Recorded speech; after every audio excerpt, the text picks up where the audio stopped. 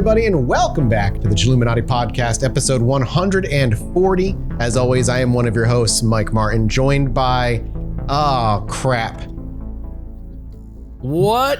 That's what you got for us? We're crap? That's all you get. That's all I got. Joined by... I get to be the O, and Alex can be the crap. I'll take it, because let me tell you, I'm happy to be on the second episode of 2022. Finally. This sucks. It feels good. Second month, second episode. You know what I'm saying? That's what I always say. Yeah, I mean, it was a very long, perhaps the longest single episode we've ever done. Thanks to you, Alex. No, that was mini. That was a mini. That's right. Sorry. The short. That was the longest mini episode we've ever done. Is that all right? That work? Yeah. Okay, cool. Well, welcome to the Chilluminati podcast. Usually in between big giant episodes, even if Alex tells you that we're not, it wasn't a big episode, it was a mini episode, we like to do a bit of a palate cleanser. So today, after a while, we're doing some reader stories for all of you. It's months of reader stories that have been posted since our last episode. And there's a bunch of good stuff in there that I'm excited to go through. So gentlemen, are you excited to read through this? Oh, wait, Alex. Yeah. The best reader story of all. Dude, is on your monitor right now. Let me get real for a minute. First of all, obviously, what Mathis is talking about is patreon.com/ChilluminatiPod, the finest website. That's it. That's all I got. That's the new tagline. The finest website. It keeps us alive. You put money into it that comes to us, which we like, because then we get to keep doing this as a job, and the show stays on the air forever, and that's great. But this month, in the mini-sode that you get as one of the different rewards that you get on our Patreon tiers, of which there are many. I'm just focusing on one right now. The mini-sode. I have a listener story, which was sent only to me, a secret listener story update to a previous episode that was not a listener story. How about that? I have no idea what you just said. How about that for a teaser? You remember that episode? What are you talking about? You remember the episode Dark Corners? Yes, the dark. We've done many dark corners of the internet episodes. This one was from all the way back in August of 2020. No, that I have definitely forgot. I have an update for that episode of Chilluminati that is itself a listener story, which will be read for you on today's minisode if you join us now on patreon.com/ChilluminatiPod. That's called a hot deal for you. That's called a hot trap. What a nice little bow. The only trap there was the words I had to navigate to get to what you finally meant. That's the Alex kiss. That's the special. You caught me in a web of verbiage, and I was like, I can't get out. That's my Bojangles seasoning that I bring to the show. Oh, Jesse, is that the Patreon that suddenly opened on your computer? What? How'd you get there? How did you get there? Wow, are you subscribing to patreon.com/ChilluminatiPod right now? Funding yourself? What? Wow. Does this apply to you at home? If so, write us at patreon.com/ChilluminatiPod. Does this apply to you at home? Send it to Zoom. That then. Are you too motivated to drop everything and head to the finest website? TM? Patent pending? The finest website. All right, we've got a bunch of stories today, including actually opening up with a similar themed story as Alex just described. It's not a paranormal one. It's simply a story that relates to an episode that we did a long, long time ago. So we're going to open it with that. We got some ghost stories. We even got a dream in there somewhere along the line for Jesse to interpret if we get to it. Love but first, this title simply called Close to Home by Reddit user Spooky D. I have never posted I love the name Spooky D, by the way. Oh, it's Spooky D-E-E. Oh. Yeah. Never mind. It's all right. Spooky D, I assume. No. You were talking about that ghost dick? Yeah, I was thinking about ghost dick, but like it's all right. Whatever. Anna Nicole Smith's finest website. So this is an example of what a small world we've got, or perhaps how famous we are, boys. Oh, wow. Tell me more. Yeah. Can't wait to hear this. I have never posted on Reddit before, but this is where I knew I had to go when I found this out. 5 years ago, my husband, 1 year old, and my pregnant self moved into our apartment building in Gravesend, Brooklyn. Does that sound familiar? Okay, real quick, let's just circle back real quick. Sure. Her husband is not 1 year old. She has a 1 year old. And she's pregnant. And a husband, and she's pregnant. Yeah. 5 years old, her husband got her pregnant? Her husband was not 5 years old or 1 year old 5 years ago. Don't worry about it. She moved 5 years ago with her husband, 1 year old, and her pregnant self. They moved into an apartment building in Gravesend, Brooklyn. I have been a longtime fan of Jesse since Co-optional Podcast. So when I heard he was on another podcast, Chilluminati, shout out to Cox and Crendor, I was all about listening to it. I would listen at night after I put my kids to bed while playing video games. I listened to the Tommy Karate episode with wide eyes and a shocked expression. You guys were talking about my neighborhood, where I grew up, Gravesend/Bensonhurst. The school you mentioned, I can see from my window. I didn't know the story of Tommy Karate. That was a generation or so before me. Yeah.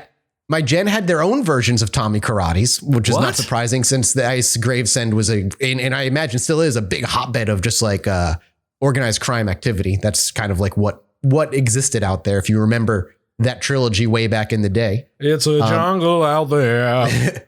Anyway, over the next few years, we got to know some of our neighbors inside and outside of the building. Everyone is super nice, strange, but harmless. A few months ago, my husband and myself ran into one of my neighbors. She was telling us about some drama that happened with the neighbor across the street. We'll just call him Tony. Tony had an altercation with his landlord, back owed rent, murder, drug dealing, etc. I don't know why murder is tossed in there. I don't know if that means this man has murdered a lot or something in this, but in the parentheses, just like, yeah, he had an altercation with his landlord, back owed rent, murder, drug dealing. 5-year-old husband. Yeah. Tony is no stranger to us. He's a nice guy, always says hello to me and my family. We exchange pleasantries. He's 5'7", muscular, and in his 50s. His vibe is very tough guy, Joey bag of donuts from the neighborhood. He knows people, but that's a lot of people in Bensonhurst or Gravesend. As she's telling us the story, she leans in and says, "You know who his cousin is, right?" and mumbles a name. I don't hear it, but my husband just looks at me and says, "My wife does." I didn't want her to repeat herself because we were standing pretty close to the police and the people were writing the police report from the altercation. We said our goodbyes and walked to our car. As soon as the door closed, my husband turns and said, his cousin's name is Tommy Karate. Get the fuck out of here. When I tell you I froze in my seat and my mind started going, I started laughing and said, "Wow, what a small world." The next day, I ran into her again and she filled me in on that Tommy and his family used to live in our building. His sister and aunt and some other family members still live in the building, and Tony, the cousin, lives across the street. His parents moved to Florida, and everyone still thinks he's gonna come home one day.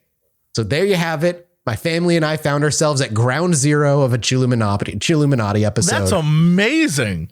That is spooky as hell. Isn't that really weird? That's like wild. If there was a reboot of the Tommy Karate movie series, this would be the plot of it, straight up. Right. This is where we begin. Godzilla versus Kong of Chilluminati podcast. By the way, we're in that movie. Did I already talk about that? We are. Anyway, I don't know if you did. I just thought that was an awesome story. When I saw that posted on the Reddit, I just was like, I have to just mention that. That's nuts because that's such a small world that and it's crazy to me that the family still thinks he's going to come home one day. And for our safety, I hope he never does. Jeez. And that's it. That's the first story. Felt like it's an easy one. That was great. Good start. Let's move on to the next one. Creepy old man by Discord user GSunNBA. Alex or Jesse, you may take this one as you will.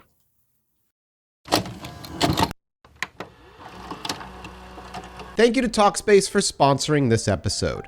And you all know I've been a huge proponent of mental health for as long as I can remember. Weekly therapy is part of a routine for me that I think helps and moves me forward in my life in the direction that I want to go.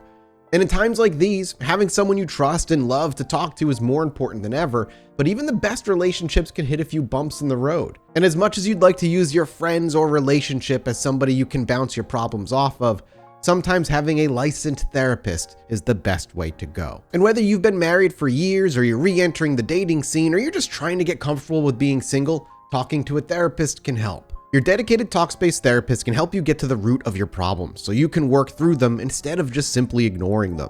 And with asynchronous messaging and options for live video sessions, you can talk on a schedule that works for you. No need to wait for an appointment or anything like that.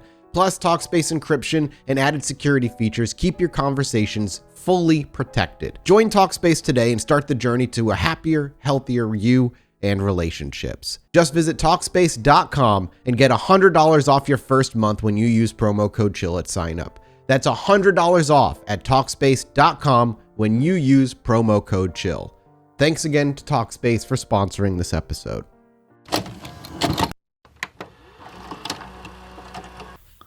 Alex, it's yours. I chose. All right. What? I've had this story for a while. If the boys in the podcast want to read this, go right ahead. The story takes place in a small town in Florida and actually has a pretty neat movie tie-in with it. So you see why I can't read this one. I probably wouldn't understand. The movie, you know what? That's fair.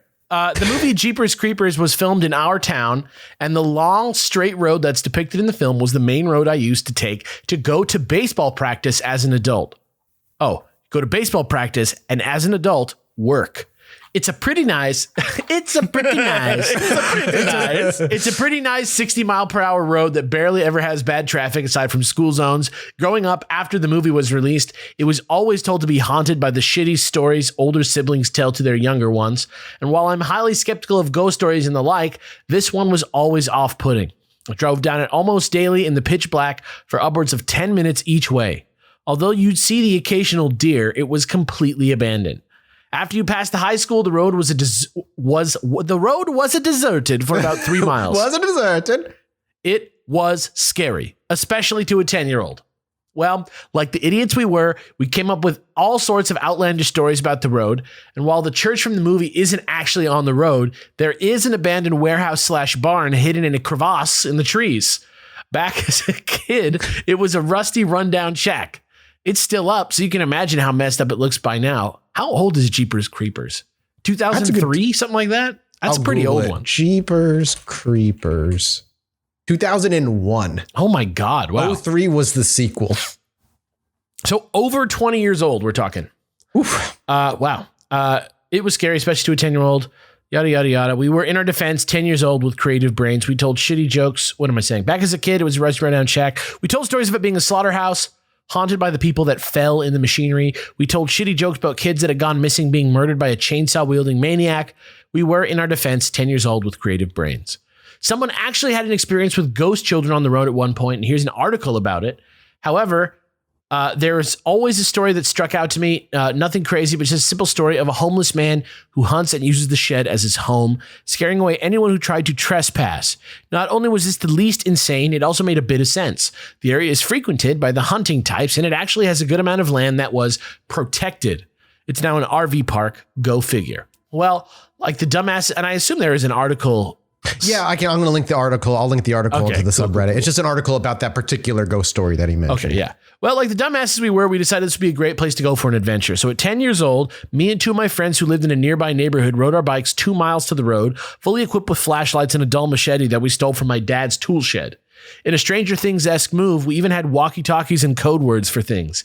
We were going to explore and hopefully not find anything. Well, we hoped we would, but not finding anything would have been the safer option, right? After parking our bikes, we walked to the fence near it and climbed through. Immediately poison ivy, which we would realize later. We walked up to the barn, which had that overgrown vibe look to it, mixed with the rust of a 70-year-old weathered building. The barn literally had no door, just an opening. We walked in. Flashlights on the walls revealed rusty places where tools used to be. Scrap metal and rusty garbage everywhere. You know, fucking terrifying shit. Okay, I'm with you. Although it looked relatively abandoned, there was some sense that something had been there. This building, although large from the outside, didn't have many rooms, just one big opening, and then you'd enter. We wandered around, looked around for a bit, and basically felt disappointed. No ghost kids, no murder, and definitely no story. After like 20 minutes, we were about to abandon ship. We had literally just did the old man hands on knees with a grunt to stand. What is that? Like, I think he's just like out of breath and hunched over. Time to go. Well, we saw another fucking flashlight from outside. Uh-oh. Basically shit myself at that point. We ran. When you see people trip in movies while running, you're always like, of fucking course they fell.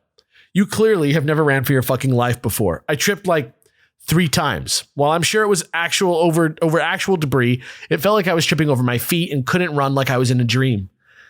We ran as fast as we could to our bikes when another flashlight came from the direction where we were running towards. So now there's another flashlight outside the barn, which they ran from. They're riding their bikes. Another flashlight comes from the direction they're running towards. To our 10-year-old brains were spinning. We're about to die. I was sure of it. As if we were frozen, we finally snapped when we heard a hey from behind us. A man's yell, which is still burned into my brain, came from the direction of the first flashlight. Basically, expecting death at this point, I started to cry. I was always a crier as a kid, but I felt this one was pretty ducking justifiable. This is like when they have a voice read it and they replace the cuss words with something else. Yes.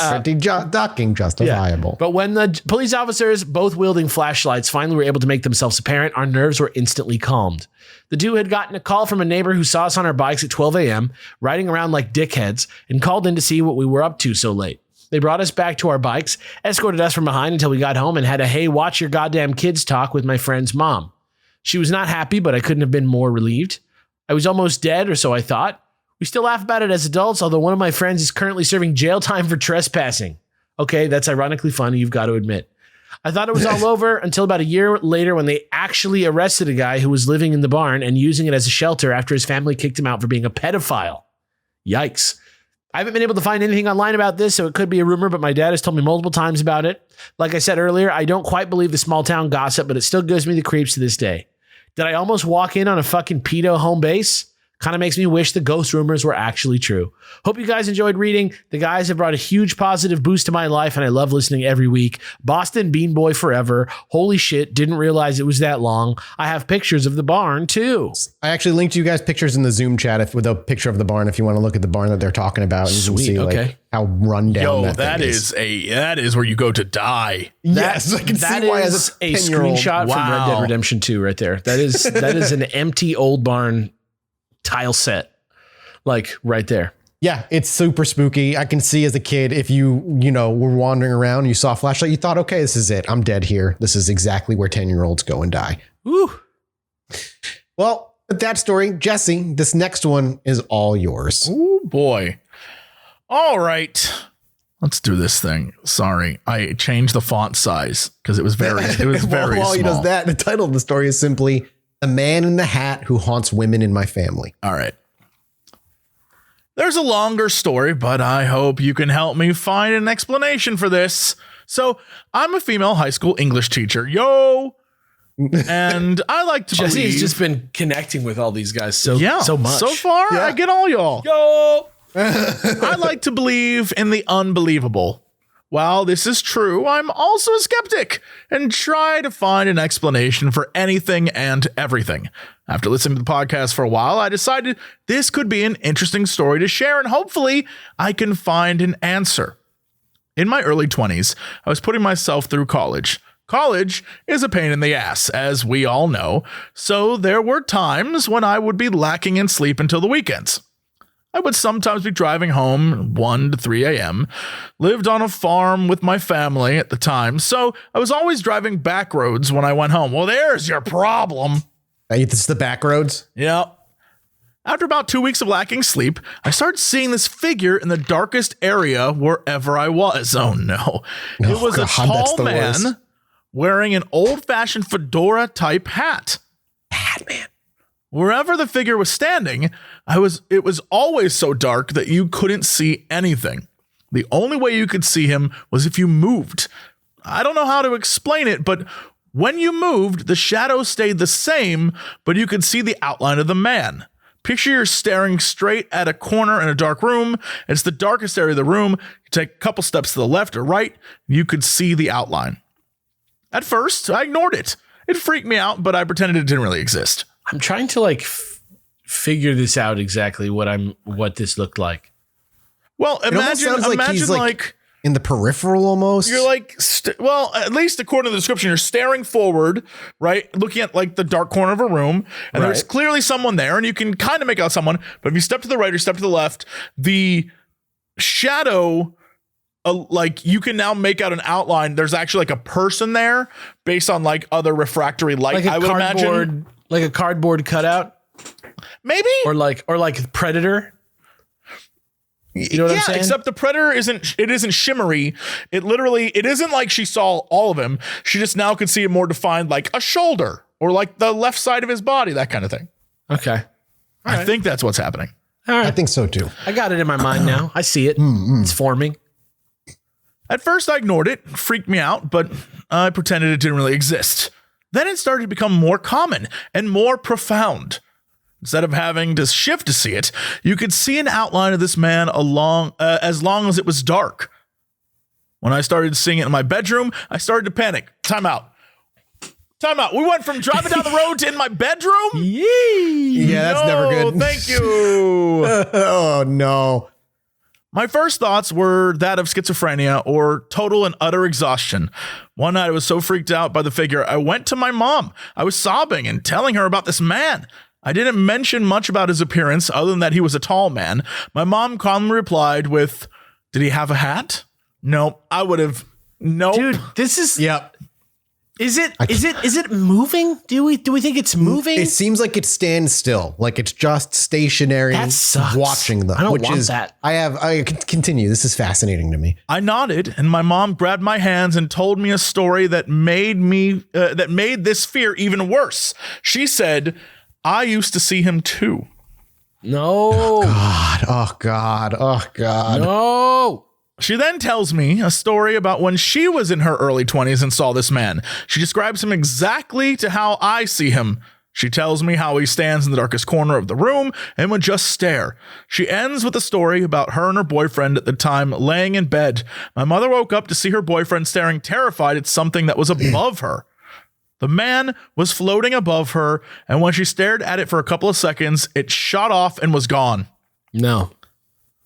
My mom and I talked for a little while more about the man and how he hasn't harmed us, but has only watched over us. She then tells me that her mom used to see something too, but she was diagnosed with Huntington's disease, so everyone just ignored it. But that's not what Huntington's disease is about. I don't even actually know what it is. Yeah, I don't know what Huntington's disease is. We have no explanation for this man, but for both of us, after we hit the age of about 23, the man stopped showing up. We haven't seen him since. Both of us were overworked at that age, so we both wrote it off as being so exhausted that we had visual hallucinations.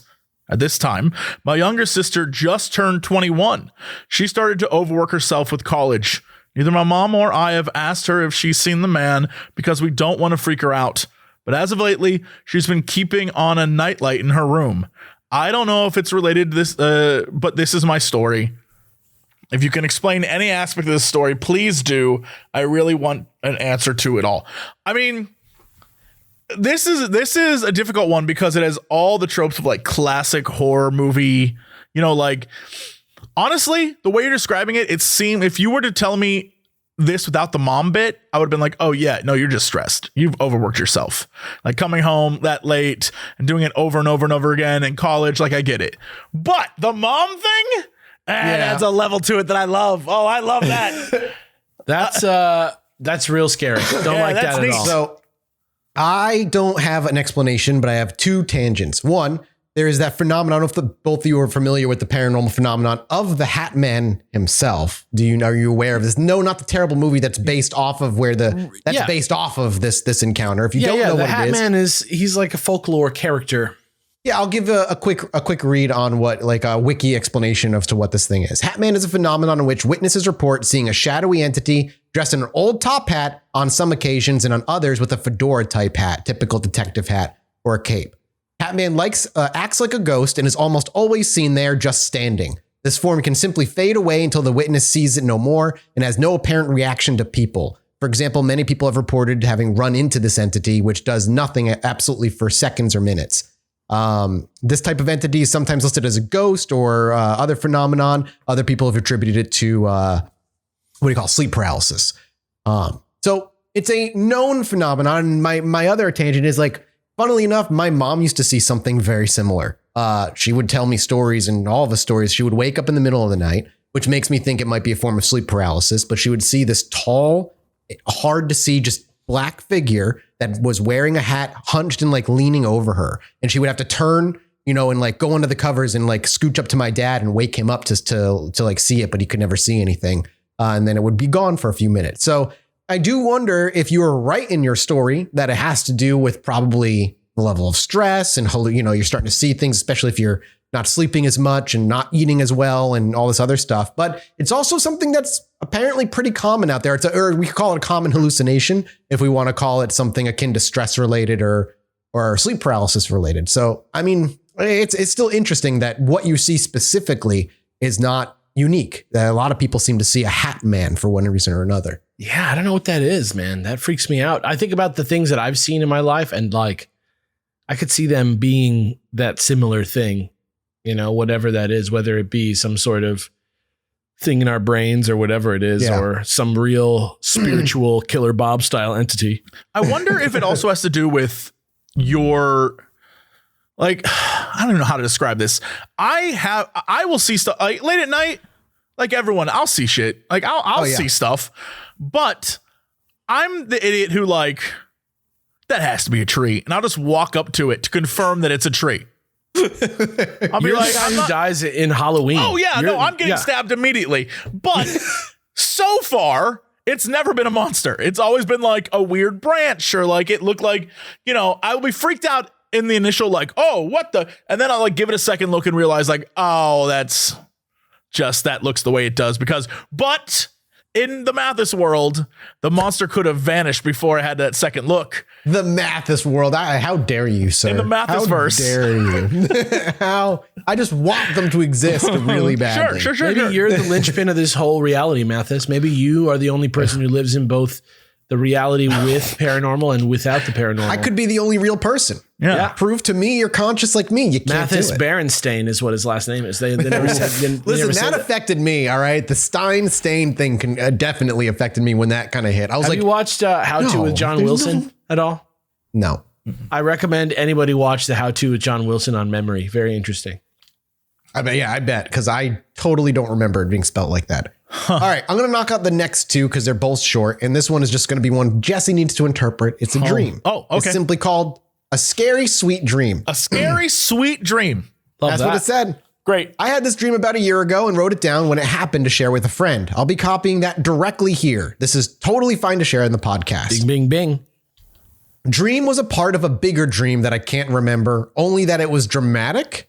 Okay. In a world made out of like cotton candy clouds and other sweet things. Landscape was very surreal, similar to a platformer. I love that comparison. We've got a gamer in the chat. We've got a gamer in chat, everybody. At the beginning, some chubby black dude shows up and tells me not to eat anything. He disappears as quickly as he showed up. I spend a good time just traversing the place. I find these flowers that turn into donuts and almost eat one, but remember what the dude told me and then leave it there. As I continue to move on, things get less sweet looking and more dark, like something is upset with me that I wasn't eating the sweets around the place. Eventually, I end up in a really high place. Things look bad, lightning, etc. Sounds like me, dude. The dude from before shows up, says something bad is coming, and the only way for me to survive is if I wake up and that he'll get me out of here. I grab the dude's shoulders and he rockets into the air, pulling me with him. We fly above the now darkened, almost rotting looking cotton candy clouds into this array of fleshy tendrils, which I think were supposed to represent my brain. A couple seconds pass and I actually wake up. Then I think I see a spider, but it's just my tired eyes messing with me and I fall back asleep. I don't remember anything after that. Then an hour or two later, I woke up and wrote this down.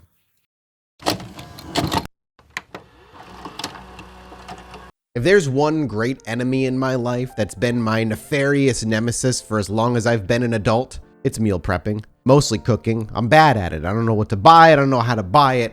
But thanks to ButcherBox, I've had a much easier time. Thanks to ButcherBox for sponsoring this episode. Meal prepping is difficult, but ButcherBox makes it easy. ButcherBox is a subscription service that takes the guesswork out of finding high-quality meat. ButcherBox sources their meat from partners with the highest standards for quality. No more searching the grocery store for 100% grass-fed beef, free-range organic chicken, wild-caught seafood, and more. Their sourcing decisions are made holistically, keeping the farmer, the planet, the animal, and your family in mind. And can I say, I have been working through the meat they sent me now for like 3 to 4 weeks, and I'm maybe halfway through, and it's so good. Every month, ButcherBox ships a curated selection of high-quality meat right to your home. Free shipping in the continental US, no antibiotics or added hormones, and each box contains between 8 to 14 pounds of meat, depending on the box that you choose, and that's really enough for like 24 individual meals. Can you see why I'm having a hard time getting through all the damn meat that I've gotten? It's all so good. This is your chance to never have to shop for ground beef again. That's right, ButcherBox is giving members free ground beef for life. Sign up at butcherbox.com/chill and get 2 pounds of ground beef free in every order for the rest of your membership. Log on to butcherbox.com/chill to claim this deal. Ground beef for life. That's nuts. What do you think, Jesse? That's insanity. Well, the basic dream is you are in a world of pure imagination. You're in the cotton candy, Willy Wonka world. But underneath it all is like, nah, it's actually rotting garbage. And I wonder if perhaps the dude who shows up, because the idea of like cotton candy clouds and like a world of candy and happiness is that it is the concept of feeling good without having to think about anything. You know what I mean? Like a world of candy and clouds would be great, but like also a total mess, and it doesn't exist, right? You aren't thinking about it too much, but you like it's the like idea. Utopia, baby. Yeah, It's except the guy who shows up warns you not to eat it because, as you're going around all the plants that looks like a donut or whatever, that dude is potentially your subconscious and signaling, hey, all those things in your life that you don't want to that you want to be a part of, you want to feel good and you want to do all these things. I'm telling you, be careful. You, me, right? Yeah. And rotting stuff just in general in dreams it is usually associated with being emotionally drained, something like that, where you are anything that's rotting, it is supposed to be you on a spiritual sense being slowly eaten away. So it's potential that you are warning yourself to, not get caught up in all this stuff about feeling good because it will drain your ass.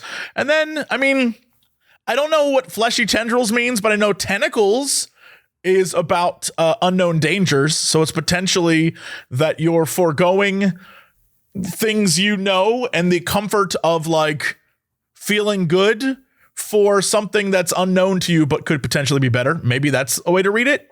No clue. That one, yeah, that's a hard one. Do we trust the guy who's saving you? I don't know. So far, he, at least in the dream, he says, don't eat the food. And then the food is rotten. Rots.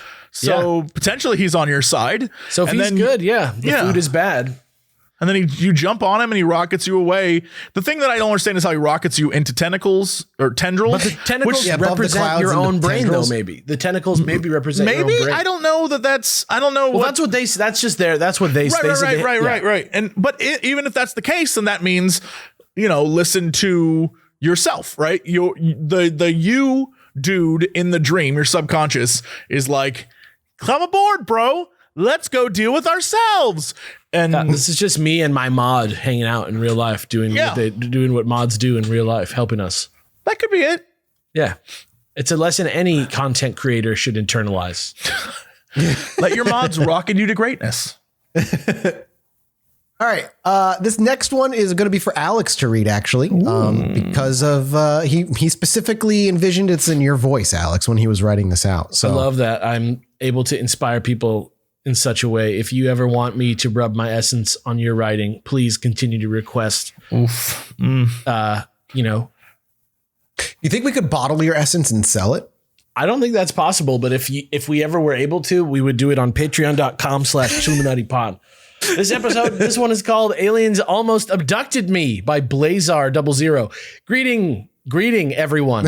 Last night, greeting. This is it. You're getting it now. Greeting. Last night, I had a truly terrifying experience, and I wanted to post it here as this place became the first place in my head after the experience. I don't know what that means, but it sounds very holistic. The team is free to use this on the podcast if they wish to do so, but honestly, I think it's rather lackluster. Sounds good. All right, we'll just pack it up then. We'll just pack it up. We're done. I disagree. I thought this was actually a great story. Continue. When I read this back, I hear this in Alex's voice for some reason, and now it's because he's reading it. First, I will say that I am strictly a Jesse when it comes to all things conspiracy. We have already learned anybody who says they're a Jesse also believe in everything for some reason.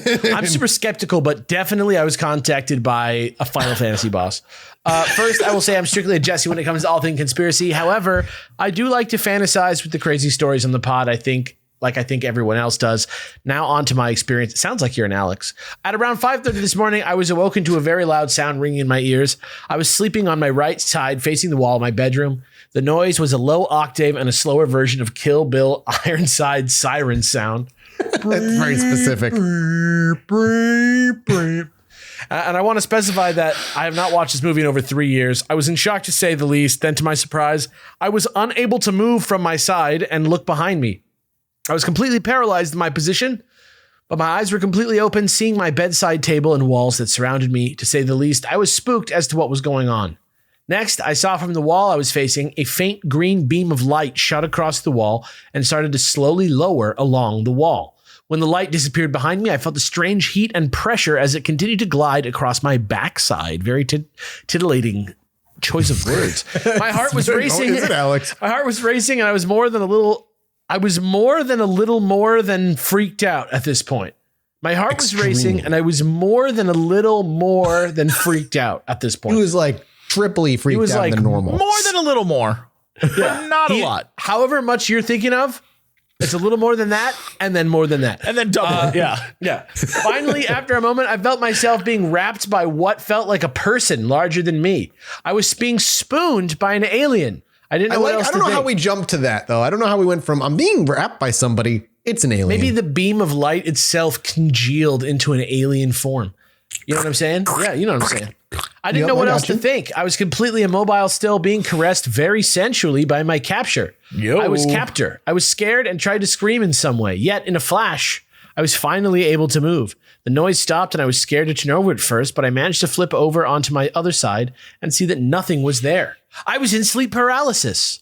I was truly in shock at the realization. This was the second time I've experienced something like this. Last time was many years ago, however, and instead of aliens, I thought my roommate came back drunk and had mistakenly took my bed for his and was sleeping on top of me in a drunken stupor. Much less sexy to me and much more sexy for someone else. I have heard that some people think that demons try to possess them in sleep paralysis, but I have never heard of alien abductions being attributed to it. Well, you should look out there a little bit more, because let me tell you, it's out there. I can now fully see why someone who doesn't know any better or wants to believe could believe this experience was a genuine alien abduction attempt. Hell, for a brief 60 seconds, I was convinced I was being abducted by aliens. And I'm going to add, as the editorial voice reading this, and more. Anyway, that's all happened this morning, and I instantly thought of the podcast, so I thought I would share. In the future, I will need to do a write-up on some funny dreams for Jesse to read. My favorite is the time where I managed to beat LeBron James one-on-one basketball using tennis skills, of which I have none. Very strange. Very strange. I posit perhaps you were abducted by aliens. Those who typically are abducted by aliens experience some sort of missing gap of time. They No don't better realize cover they've been story abducted. than a biological thing that happens to all humans very regularly. No better cover story. Or it was actually aliens and you got abducted. It's possible. Yeah. If you get abducted again, let us know. Ask him if it's real. Then maybe. Yeah, as you're being wrapped gently Or you from know what? behind. I would do if it was me, I would start like kind of giving it back to the alien if I could. Scooting your ass back into Yeah, him. if the alien's spooning me, I'm like gonna let that alien spoon the shit out of me. I was gonna say, yeah, I'd be into it. I'd snuggle in. I didn't say I would be like into it from my heart. Like I'm not doing it for my own pleasure, but it seems like what you're saying. Honestly, that is what I'm saying. Because like at that point, what are you really gonna do? You might as well enjoy it if you can. I hate to bring up my Nicole dream is Smith coming true. twice in one podcast for the same reason, but there it is again. All right, on to the next one, simply titled "A Sprinkling of Ghosts" by P. Wookie from Reddit. Not fully Wookie, just P. Wookie. P. Wookie, but not full Wookie. Just P. Yeah, not What full about Wookie. PW Ookie? PW Ookie sounds like somebody who like founded a railroad to that candy town from earlier. Yeah. I'm PW Ookie, and this is my PW Ookie's railroad. Wubulous Fubulous Taffy Railroad. As it rots as you continue riding it. PW It Ookie's a smells like liar. shit. Oh The god. finest website So we saying PW Ookie's arch nemesis is the man who rockets him away? Like he comes in and saves people from his railroad? It's PW Ookie and Steel from the movie Steel. With Right. Perfect. All right. Yep. So I have come to visit my brother for Christmas, and we got onto the topic of ghosts, with my brother saying that he firmly believes in ghosts. He then went on to describe some of his experience he's had with ghosts. Oh my God, I just realized something. Uh-huh. I'm thinking of two movies mixed together. It's not Steel. It's Star Kid. As you were. Star Kid. I think I've seen that movie. Hang on. I need to just Google the poster before we continue. Star Kid. Did I see that? I feel like I have a memory. Yes, I have seen this movie. I have seen this movie. I just couldn't let that oversight happen. Right. No, you made the right call. Clearly. Yeah. I had to step in. Yeah. Wow. This is like some weird nostalgia. Okay. Steel and Star Kid, the characters kind of look similar. They've got that metallic I always mix them together in my head. Okay. Anyway, continuing. Obviously, these are not my own experiences. This is just me retelling what my brother told me. So I apologize if I misremember anything. Don't worry. I'm going to examine your memory after, and I will see if you misremembered anything. Damn. So story, ominous. Wow. Yeah. Wow. Just understand that when you tell us stories. I'll see if you misremembered anything. My God. The story is The Girl in White. My brother used to live in a house that was shared accommodation with a lot of people from his work. This house in particular had a lot of ghost stories that were told about it. One in particular was about a girl in white who could be seen in the house, which I feel is very common for like female ghosts. They're always like in white, the woman in white. That's like some cowboy shit. That's some La Llorona is also like dressed in white all the time. 1800s ghost shit. That's like the old school. Why is that? Why are they always in white? It's probably like they weren't wearing red. Like, give me a little something. Give me a little spice. If I had to guess, like if you look at culture of like stuff like this, like the stuff that borders on comic books from like back in the day, it's all just people telling the same story over and over again and like just not having the internet to realize they're all talking about the same thing. Like there's like the woman in white and I don't even know what story it is. I'm just guessing that there is probably one specific short story that was in like a newspaper or in like a short story collection by some author who's not famous anymore, or is only famous to people who know how to read, which is, you know, on a disturbingly small amount of people around here these days. But like there's probably some story of some sea captain's wife that like looked out for her husband every day type of thing. And she wore white. I bet you might even go back to like the 1500s or the 1400s, because I know there's some like castles and shit with the woman in white too. So maybe it's some old ass story, but I bet you it's one specific origin. What if we learned that? What if we learned just Benjamin Franklin once again, just trolling somebody? I would buy that too. I would too. That dude's a fucking bastard. He's a 1chan member, dude. Sometimes people. Okay, so he was the only one guy on the Chan. Yeah, he was the only Chan member. He was forefathers Chan. Yeah, that's a good one. That's what they call me. They call me the quick one. Yeah, that's the pinnacle of that bit. We have to move on. Yeah. Sometimes people outside the house would see her in the window. There were two windows at the front, one on the ground floor, one in the same position on the floor above, and the girl would be seen in one of the windows, always in the exact same position, but in a different window each time. This is just an NES shooting gallery is what this is. Yeah, dink, dink, dink, dink. Yep, the light gun. One time my brother was in with some of the other people living there. They had a friend round who had never heard the stories before. She went upstairs to go to the bathroom, and after she had gone upstairs, they heard a blood-curdling scream. Everyone assumed there must have been a spider or something, but when she came into the room, her face was white, and when asked what was wrong, she told them that there was a little girl at the top of the stairs. That would be the... Dude, fuck that. No. You go, oh, nope. No, thank you. Ooh, for some reason in the moment, my brother got straight up and rushed to the stairs, only after getting up, realizing what the situation was and that he didn't particularly want to fuck with a ghost. Oh, man, I was on this brother's side for a hot minute. I was ready like, go, bro, let's do this. Lucky for you, Jesse, he didn't really want to fuck with the ghost, but he had already got up, so he went to the stairs. He did it. He got up. Yeah, he got up and he went. When he got there, he couldn't see anything. So he started coming back down, and and one of his friends was at the bottom looking up, and my brother saw her eye move slightly looking behind him. He tried to slyly look behind, but couldn't see anything. However, he did feel an awful feeling go through him from his right shoulder down through his body. He said he shivered and showed signs of discomfort. So his friend asked what was wrong. And my brother explained that the feeling he had. And the friend said, that's because she just walked through you. Yikes. No one particularly wanted to be in the house after that by themselves. So that's it. That's the girl in the white dress.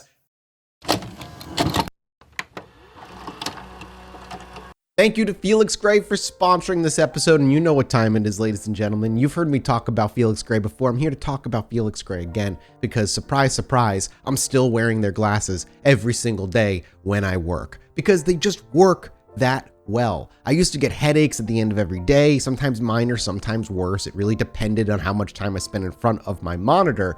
But with Felix Gray blue light glasses, that has gone away. 5 years ago, Felix Gray set out to create eyewear that would improve daily screen time. And since then, Felix Gray has been on a mission to create a better relationship with technology. Felix Gray lenses filter 15 times more blue light that can make screen time tough on eyes and disruptive to sleep. And you might be going, how is that possible? How are they doing more than other blue light glasses? Let me tell you.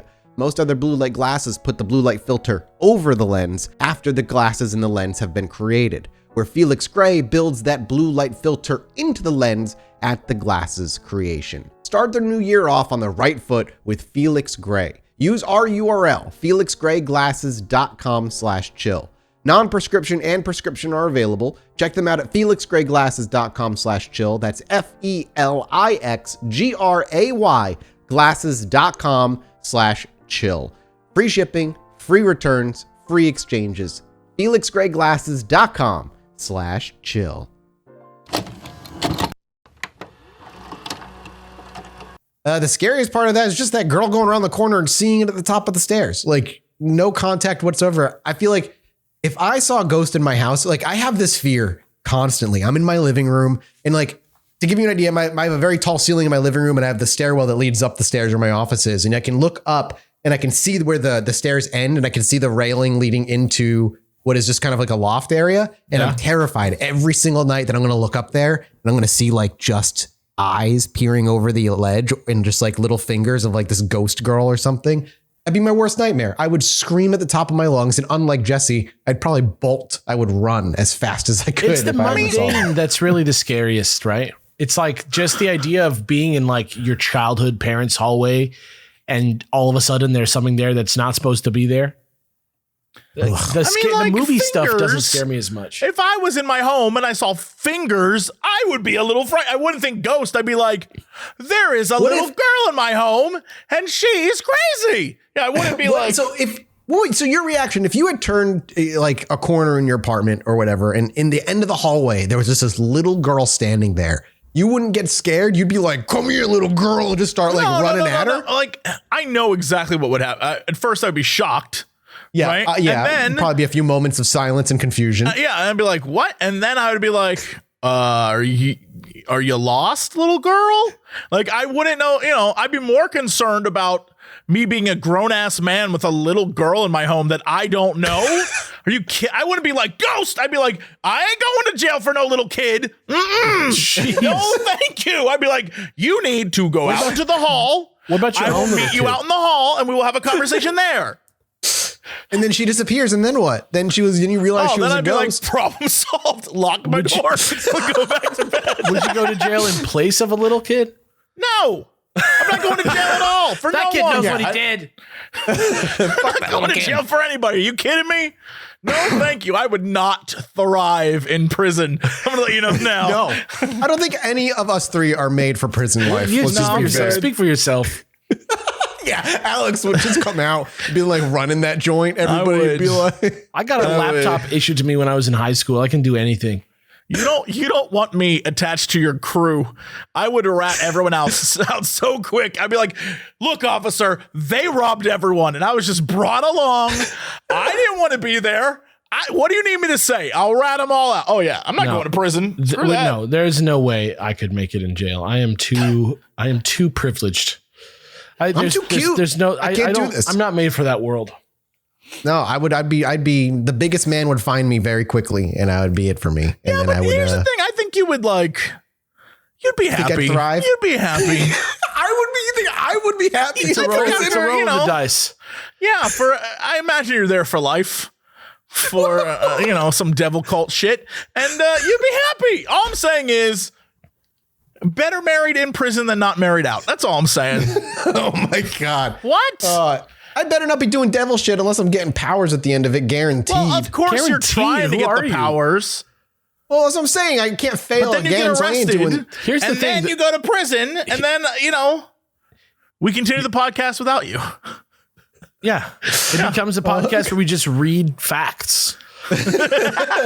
spin-off podcast into like a true crime. Just type where read you the just interview me. encyclopedia, one book, one letter at a time. Here's another thing that's totally true. Yeah. Here's another not up for debate Somewhere in fact. the distance, I'm screaming, losing my mind. Yeah. All right, we got a couple more little ghosts from the story. The second ghost, or the second story, is called the Chapel Poltergeist. My brother used to work at Horcrux Hall, which is a 19th century Horcrux country. Hall? Horcrux Hall. That's where he who should not be named could my split God, his soul into the seven whole You pieces. shouldn't have called it Horcrux Hall. That's a bad first It was step a to giveaway. hiding your Dead giveaway. Horcruxes. Yeah. Oh, you got to hide in plain sight, man. It's the least, the most obvious places that people will check last. It's a 19th century country mansion, which is now used as a spa and hotel. The old chapel building was used as a games room, but quite frequently they would find that in the morning, all the tables had been flipped over and game pieces thrown all over the room.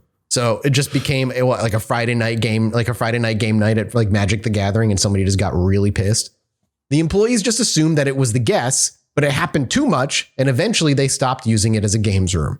At some point, it started being used by some of the staff as a storage room, and at one point, a members' party was going to happen, and so my brother and a mate went into the chapel to get some things. While in there, a box randomly hits my brother in the back of the head. When he turns around, expecting to see his mate, he sees that his friend is to his side, and there is no one behind them. What kind of box are we talking about is the question. That's a good, yeah. If it's like a small box, big box, how heavy was it? Could have been poorly balanced. The two of them then notice that all of the boxes on the shelves start falling off. So they quickly hurried out. People seem to believe that it is the ghost of a teenage boy, either annoyed with people being in there or just being mischievous. That's a simple one. I feel like once all the boxes started falling, I would be also really annoyed and just leave. I don't know if I'd necessarily think it was a ghost or maybe just like a side effect of poorly stacked boxes. I don't really know what the scenario is here, but it sounds creepy. Like I can picture this in like a movie happening and it being scary. Yeah. It's like the start of a spooky haunting movie. It's Yeah. the first poltergeist Or the activity that happens. Ghostbusters, to be honest. Oh, yeah. You know what? Fair. All right. And the last story this user posts is called The Passing Old Man. At my grandparents' farm, my brother saw an old man walk past the front window. Not a ghostly figure, just a real old, I imagine, a real looking old man. Like real looking, yeah. like he's not a real theory. looking He's old not man. ethereal. I think that N is accidental. He's not ghostly. He's real looking. He's real looking. So we called out to my granddad, telling him that some old guy had just walked past. So my granddad went out the door. The main entrance for the house was at the back of the house. And so you would walk past the front window and all the way around to enter to go around and see who it was. But when he came back he told my brother that no one was there. This happened a few more times to the point where my granddad said my brother must be either making things up or seeing things. My brother stopped saying when he saw the old man and no one else could see him, and he didn't seem to actually be there. Well, a couple months later, my aunt was at the farm and my brother saw the old man, but didn't say anything. Instead, my aunt, who knew nothing about this, said, "There's an old man who's just walked past. If you go out, you should catch him." My granddad responded with, "Not you too. You're both mad." My aunt was very confused and my brother was just glad that someone else could see the old man. The stranger part was that my granddad was also looking toward the window at the time, but didn't see anything. That is all of my stories that my brother told me enough details about. He seems to have had a lot of paranormal experiences. He even seems to have experienced possible UFO sightings. Anyway, to anyone who has read these, I hope you enjoy them. I don't know if I did them any justice in this or if they are even that interesting, but hearing my brother talk about all these firsthand experiences really sent a chill through me. That one kind of reminds me of Majora's Mask or something, doesn't it? The old man always walking by. Yeah. Just like, Yeah, a little bit. Just repeating the day over and over. I don't know. Wait, so did the brother see the second time?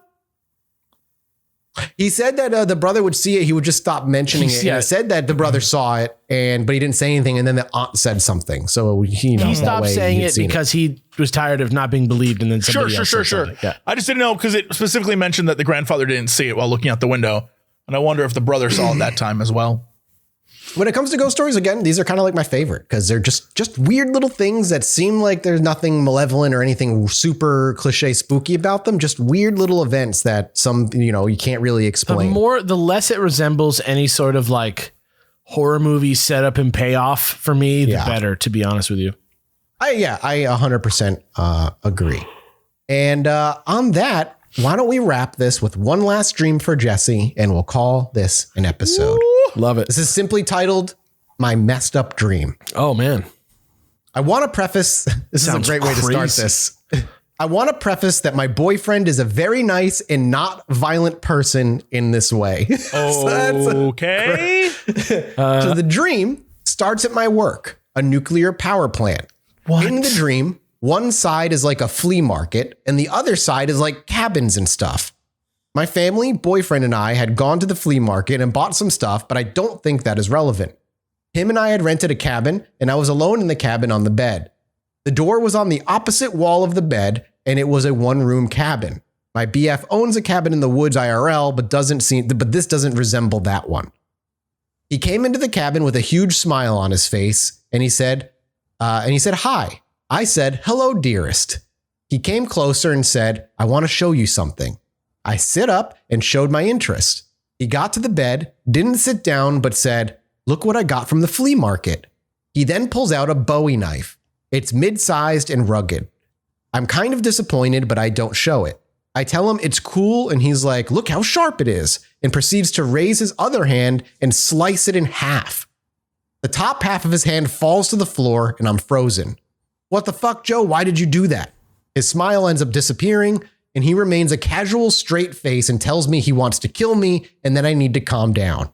Like that, it's like, I just want to kill you. Calm down. Dude, relax. I just want to kill you, man. I just want to kill you. It'll be quick. I'm hugging the wall at this point, and he lunges at me. He sliced into my thigh and left an oozing laceration. I kick at him unsuccessfully, and he keeps grabbing me, telling me he just needs to kill me very nonchalantly. He gets on top of me, and I struggle with the knife. He receives a small gash on his brow, and I push him off. He hits the ground and seems exhausted. He's sitting upright, head tilted up, and swings the knife again to cut his foot in half. Then again to the other. He reiterates the fact I won't understand the quality and sharpness of this knife if I don't get killed with it. I am sobbing, shaking, attempting to leave, and he grabs my foot and slices my Achilles heel, making me fall. I look at him. He is gray except on his wounds, and he looks defeated like he has lost a substantial amount of blood. I get to the door, and I feel my hand on my foot and wake up. When I woke up, I felt so nauseous and horrible, like I just found out he had been trying to kill me the whole time we had been together. I don't know what it means. It was just extremely vivid. TLDR, dream where my boyfriend of 2 years casually tries to kill me with a sharp knife. Jeez. So, Jesse, on that horrifying dream, what do you pick up? Reminds me of that movie with Nicolas Cage with the parents. I have no idea. I haven't seen it. I am curious about the beginning more than the end. The last bit about the boyfriend's just a proxy. It's a figure close to your life. It's just like, whatever. It could be anyone, but the boyfriend's there because of the beginning, which I think is interesting. But the last bit of just being like stabbed in a dream, like that could be anything from, like I ate a bad meal and my stomach hurts to like actual, actual pain. Or it could be like something about your boyfriend is getting under your skin, wink, wink, like that kind of thing.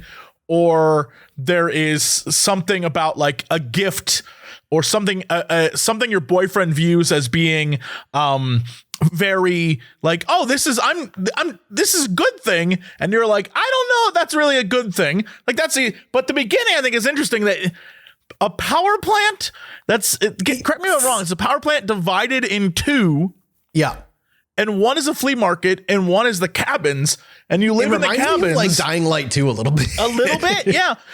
But it's interesting because it's like where your work and your life have intersected. that scenario is it is the place where you live, the place where you work, and the place where you shop. You buy old DVDs. Yeah, and it's all in one. And I think that's far more interesting. And I'm not sure I know exactly what that means, but I think the idea that everything is happening under one roof, and everything that's happening involves your boyfriend, and it involves the relationship that you have with your boyfriend, and your boyfriend's like, why don't you understand me? And you're like, because what you're doing is stupid.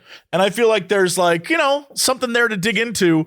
It's fascinating. I'm not sure what's going on in your life to make you have a dream like this, but I would think step one is to like take a look at what's going on with you and your boyfriend, or you and your job, or your work-life balance. Because it seems like maybe it could easily be like, we're at work, we're at home, my boyfriend's trying to show me something, and I think that I don't want it, like that kind of stuff. Who knows? Thank you, Dr. Cox, for another insightful. Pretty scary little Yeah. That's a spooky ass story. I didn't like when he said he was gray either. I didn't like just that. from like loss of blood. Yeah. It's awful. Well, that's it for our stories today, everybody. We'll be back next week with the beginnings of the John Wayne Gacy series. I'm very excited to dive into this. 2022 is the year of true crime for my stuff. I'm very excited to do a lot of true crime stuff this year. A spoiler for 2022 for Alex is it is not going to be about true crime stuff. But JFK is kind of true crimey, is it not? Yeah, well, we'll see. We'll see how true. We'll see how true it is. We'll see. We're going comprehensive. What is happening? We're going comprehensive on the JFK theories this year, folks. I'm excited. I'm very excited. Some about of them JFK more true stuff. crime than others. Let's put it that way. Oh, I don't doubt that. Yeah. I don't doubt that at all. But we'll be back with some actual true crime next week. Thank you guys so much for all your love and support. We appreciate you, and we'll see you next time. Goodbye. Bye-bye. Anyway, me and my wife were sitting outside indulging on our porch one night, enjoying ourselves. I needed to go to the bathroom, so I stepped back inside, and after a few moments, I hear my wife go, "Holy shit, get out of here." So I quickly dash back outside, and she's looking up at the sky in awe. I look up too, and there's a perfect line of dozen lights traveling across the sky.